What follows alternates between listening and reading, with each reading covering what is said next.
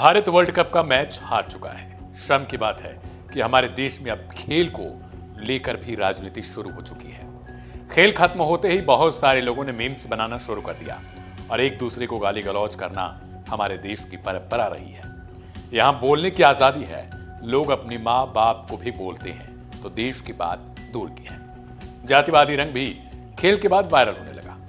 लेकिन इन सब के बीच पैसे लेकर संसद में सवाल पूछने के केस में फंसी तृणमूल कांग्रेस की नेता बहुआ मोइत्रा ने इस हार का फायदा उठाया और उसके लिए बीजेपी सरकार पर तंज कसा है। उन्होंने सोशल मीडिया प्लेटफॉर्म एक्स पर लिखा, ब्रेकिंग न्यूज, ईडी ने ऑस्ट्रेलियन प्रधानमंत्री एंथनी अल्बनीज के आवास पर छापेमारी की। उन्होंने अपने पोस्ट में लिखा, दूसरी खबर है, अहमदाबाद स्टेडियम का नाम बदला गया। भारत जवाहरलाल नेहरू क्रिकेट स्टेडियम में विश्व कप का फाइनल हार गया भारत। दुख की बात है कि हार मिली तो इतनी राजनीति, जब भारत लगातार मैच जीतता रहा तो उस पर एक शब्द भी नजर नहीं आया। कुछ लोगों को इस मेरी बातों से भी चिढ़ पड़ेगी। बीजेपी सरकार पर अक्सर यह आरोप लगाया जाता है कि वह विपक्षी दलों को निशाना बनाते हैं, निशाने पर लेकर उनको ईडी और अन्य केंद्रीय एजेंसियों का दुरुपयोग करते हैं। और यह सच्चाई भी है काफी हद तक। पिछले कुछ वर्षों से ईडी ने, इनकम टैक्स और सीबीआई ने कई विपक्षी नेताओं के खिलाफ जांच और छापेमारी की कार्रवाई की है। जबकि अगर सत्ता पक्ष में देखा जाए तो शायद वहां पर ईडी पहुंच ही नहीं पाती। विपक्ष का आरोप है कि मोदी सरकार बदले की भावना से ऐसी कार्रवाई करवाती है। लेकिन क्या इस काम को जनता के बीच बताने से अच्छा भ्रम फैलाना सही माना जाता है? कहते हैं एक देश तभी आगे बढ़ता है जब एक मजबूत विपक्ष हो। मोदी सरकार अगर तानाशाही कर रही है तो विपक्ष डरकर घरों में बैठकर जनता की आवाज एक्स पर बुलंद कर देगा या सोशल मीडिया पर बुलंद कर देगा। कांग्रेस के समय ऐसे काम जब होते थे तो बीजेपी सड़कों पर उतरती थी। वो दिन आपको याद होगा जब कांग्रेस की तरफ से भी ईडी और सीबीआई की छापेमारी बीजेपी समेत विपक्षी नेताओं के घर पर होती थी।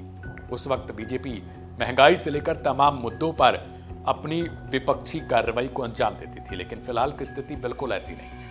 अब विपक्ष के नेता केवल ट्विटर पर आपको दिख सकते हैं, केवल सोशल मीडिया पर आपको दिख सकते हैं। अगर आपके घर पर दिखे तो वो केवल झूठ फैलाने के मकसद से जाएंगे, जबकि विपक्ष को फैक्ट पर बात करनी चाहिए। आज के समय में महंगाई, बेरोजगारी से लेकर तमाम ऐसे मुद्दे हैं जिन पर बात की जा सकती है, लेकिन विपक्ष का काम ये नहीं रहा। बड़ा ही खराब स्थिति हो चुका है क्योंकि फिलहाल मीडिया का भी काम वैसा नहीं रहा। वो नजारा अब विपक्ष से गायब हो गया। खैर, देश की ओर से एक बेहतरीन वर्ल्ड कप का आयोजन किया गया, टीम की ओर से बेहतर प्रदर्शन भी रहा, लेकिन हार मिली तो उसे स्वीकारना भी एक महानतम कार्य होता है। लेकिन अफसोस हमारी ओर से ही यह कहा जा रहा है कि गुजरात की जगह मुंबई में मैच होता तो जीत जाती। लेकिन सवाल है कि क्या अब अपने देश की सरजमी पर विश्वास नहीं रहा हमें? क्या हम हमारी टीम की आने वाले भविष्य पर सवाल खड़े नहीं कर रहे कि हमारे ही देश में हम खेल नहीं पाते, हारने के बाद पिच का बहाना बनाते हैं? आप सबकी इन बातों से हंसी मजाक भी देश के लिए बन सकता है। कुछ लोगों ने कहा कि पीएम को जाना नहीं चाहिए था। ऐसे में सवाल है कि ऑस्ट्रेलिया के भी वाइस प्रधानमंत्री आए थे, तो क्या वे मान लें कि ऑस्ट्रेलिया की टीम ऐसे समय में खेल सकती है जहां उनके राष्ट्र के उच्च पद के लोग पदस्थ हों, मौजूद हों, लेकिन हमारी टीम नहीं? हार की नहीं तो उन 10 मैचों की खुशी मनाइए, हारने के बहाने न बनाइए। यही है आपके खिलाड़ियों के लिए सही तरीका, वरना मजाक आप खुद बनवा रहे हैं। फिलहाल मैं था आपके साथ दिव्यांशु सिंह और आप देख रहे थे वन इंडिया हिंदी। नमस्कार।